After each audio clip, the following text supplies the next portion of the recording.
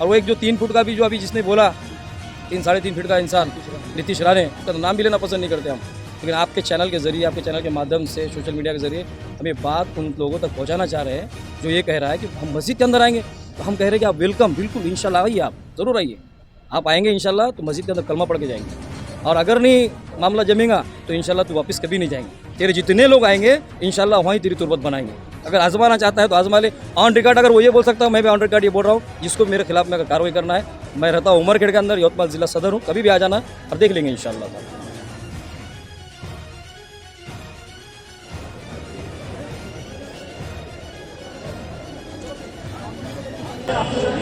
इसके पहले कई गुस्ताखों ने गुस्ताखियाँ की जी और खुला घूम रहे हैं, जैसे कि मिसाल के तौर पे नरसिम्हन, एक्स मुस्लिम समीर, जो कि सिद्धार्थ चतुर्वेदी, बराबर। लेकिन अभी तक गिरफ्तार नहीं हुआ। तो क्या बात है कि इन पर आप लोगों ने इतना ज़्यादा प्रेशर, मतलब इनके लिए ज़्यादा आप लोगों ने पुलिस वालों से या इस प्रशासन से डिमांड नहीं की कि इन्हें गिरफ्तार किया जाए, लेकिन एकनाथ शिंदे ने जैसे ही कहा कि मैं इसका समर्थन करता हूँ रामगिरी का, कोई इसका बाल भी वाक़ा नहीं कर सकता, तो उसके बाद पूरा का पूरा जितनी भी मुस्लिम समाज है वो रामगिरी की गिरफ्तारी की मांग करने लगा, जबकि गुस्ताख तो और भी है। दरअसल बात ये है, देखो कि ज़माने माजी में जो हुआ, हम अगर उस गलतियों को अगर सोचेंगे कि भाई हमने इनके लिए कुछ नहीं किए और आगे भी नहीं करें, ये तो बहुत बड़ी दुख की बात है, चिंता की बात है कि हमने पिछले बारी में भी आवाज़ उठाया, सारे मामला उठाए, शायद मीडिया ने उसको कवर नहीं किया। नुपुर शर्मा ने गुस्ताखी की थी ऑन चैनल के ऊपर, ऑन रिकॉर्ड है सारी चीज़ें। उस वक्त में भी जिस शहर से मैं आता हूँ, उमरखेड़ से, हमने सबसे पहले वहाँ पर एफआईआर दर्ज कराए, और उसके बाद में अभी जो ये महाराज का जो मसला चल रहा है, रामगिरी महाराज का, इसके भी लेकर जब हम आवाज़ उठा रहे हैं बार बार, तो इसका मतलब ये नहीं है कि इससे पहले जिसने किया उसको हम भूल गए। हम तो हुकूमत से ये मुताल्ला कर रहे हैं कि अगर आप ऐसे खुले अल्फाजों में अगर किसी को एक समाज के ख़िलाफ़ में अगर वलगराने के लिए, और एक समाज के जिसको हम हमारे जान से ज़्यादा अजीज़ चाहते हैं, मुसलमान कटने के लिए, मरने के लिए, अपनी गर्दनें कटाने के लिए तैयार है, लेकिन अपने नबी पर अगर कोई उंगली उठाता है, उनकी शान के अंदर अगर कोई गुस्ताखाना हरकत करता है, तो इसको मुसलमान कतई बर्दाश्त नहीं करेगा। जैसा कि अभी आज के प्रोग्राम के अंदर हमारे खासदार साहब इम्तियाज़ अली साहब ने कहा है खुलेआम कि हम 5 दिन का वक्त दे रहे हैं, तो हम भी यही कह रहे हैं आपके चैनल के ज़रिए, आपके चैनल के माध्यम से, कि 5 दिन के अंदर अंदर उस महाराज को उठाइए, उठाकर ऐसी दर्दनाक सज़ा दीजिए कि ताकि सारे इंसानों को मालूम पड़े कि इस हिंदुस्तान के अंदर कायदा कानून नाम की भी कोई चीज़ है। वरना क्या होगा? वरना ये होगा कि कोई भी आएगा और कुछ भी कहेगा। अगर हम आज अगर कदम नहीं उठाएंगे, आज मेहनत नहीं करेंगे, तो क्या होगा? कल आगे आयरा गैरा नत्थू खैरा भी हमारे नबी के खिलाफ में शान में गुस्ताखी करेगा, और इसको हम कतई बर्दाश्त नहीं करेंगे। जैसे कि आप जानते हैं पहले आईपीसी के तहत मामले दर्ज होते थे, उसके बाद में अभी ये बीएनएस आ गया, जी भारतीय न्याय संहिता, जी इसमें कोई भी सख्ती नहीं है। जी पहले 153 ए था, 295, बराबर, बस अभी नंबर चेंज हुए,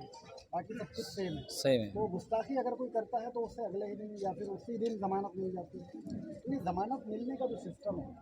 इसे कैसे रोका जाए? जैसे कि अभी कल आपको बताना चाहूँगा, नागपुर में एक प्रोग्राम में एक एडवोकेट साहब ने कहा कि ईश निंदा कानून आना चाहिए, कि चाहे कोई हिंदू धर्म के किसी धर्मगुरु के बारे में बोले या अल्लाह और उसके रसूल की शान में कोई हिंदू गुस्ताखी करे, तो तुरंत उसे अंदर किया जाए और जमानत ही ना दी। बहुत अच्छी बात है। ऐसा अगर कानून आएगा, ऐसे कुछ अगर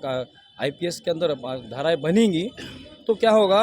इसके अंदर धारा बनने के बाद में ही इसके ऊपर रोक लगाई जा सकती है। जैसे आपने बताया कि सीधी सी बात है, मैं अगर किसी हिंदू समाज के बारे में, देवी देवता के बारे में कहूँगा, और अगर मेरे खिलाफ में लोग रोड पर आकर प्रोटेक्शन करेंगे, मेरे गिरफ्तारी की मांग करेंगे, और उस कलम के अंदर जो चाहकर भी पुलिस वाला नहीं लगा सकता, जो चाहकर भी पुलिस वाले नहीं लगा सकते, ऐसी कलम लगाने पर मजबूर है कि जिससे जमानत हो जा रही है। आज अगर किसी को अरेस्ट करेंगे, रामगिरी महाराज को अगर अरेस्ट भी करेंगे, तो 2 दिन के अंदर अंदर उसको छोड़ देंगे। क्यों छोड़ेंगे? कि अब कायदे के अंदर तरतूद ही नहीं है। तो हम तो ये हुकूमत से मुताल्ला करें कि चाहे किसी भी समाज का आदमी हो, चाहे मुस्लिम समाज का आदमी अगर हिंदू समाज के खिलाफ में अगर कुछ बोलता है, हिंदू समाज का आदमी को मुस्लिम समाज के खिलाफ में बोलता है, तो उस पर कैसा कड़ा कानून बनाया जाए महाराष्ट्र के अंदर, पूरे हिंदुस्तान के अंदर, कि जो इंसान किसी भी समाज के ऊपर उंगली उठाए, उसको पहले मालूम पड़ जाए कि अगर मैं किसी के बारे में कहूँगा तो मुझे आईपीएस इस धारा के तहत जेल के अंदर इतने साल गुजारना पड़ेगा, तब जाकर ये सारी चीज़ें बंद होंगी, हरकतें बंद होंगी। जैसा कि अभी 2 महीने के बाद इलेक्शन है जी महाराष्ट्र असेंबली का, तो जो मैनिफेस्टो बनते हैं जिसमें वादे किए जाते हैं पार्टी के जाने से, तो क्या ये पॉइंट सबसे अहम है बाकी सारे मुद्दे बुलडोजर बाजी हो गई, मुसलमानों की मॉब लिंचिंग हो गई, ये सब कुछ बर्दाश्त कर सकता है मुसलमान, लेकिन हुजूर सल्लल्लाहु अलैहि वसल्लम की शान में अगर गुस्ताखी हो तो वो बर्दाश्त नहीं किया जाता। तो क्या एमआईएम के मैनिफेस्टो में ये पॉइंट नहीं डाला जाता किस चीज़ का पॉइंट? कि हम आने वाला चुनाव अगर जीतते हैं, हमारे कोई एमएलए चुन के आता है जी तो असेंबली में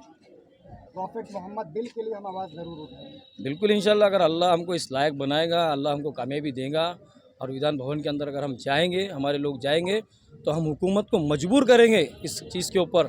कि मुस्लिम समाज के ऊपर आए दिन जो अत्याचार हो रहे हैं, मॉब लिंचिंग हो रही है, और ऐसा कोई भी एक रोड छाप इंसान आकर हमारे नबी की शान में गुस्ताखी कर रहा है, हम सबसे पहले हर काम को छोड़कर इस काम के पीछे लगेंगे कि ऐसा एक बिल बनाया जाए,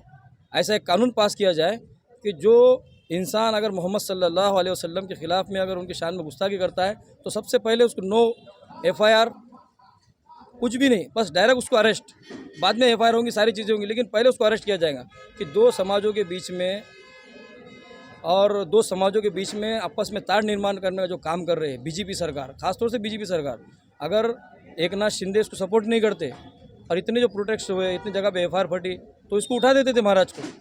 महाराज को उठाते थे, जेल के अंदर डालते थे, भले बाद में उसकी बेल होती या नहीं होती वो बात का मुद्दा था, लेकिन उसको उठाते थे। लेकिन क्या गरज थी? इससे साफ बात ये जाहिर हो रही है कि बीजेपी जो सरकार है, बीजेपी सरकार जानबूझकर वरगरा ली है मुसलमानों को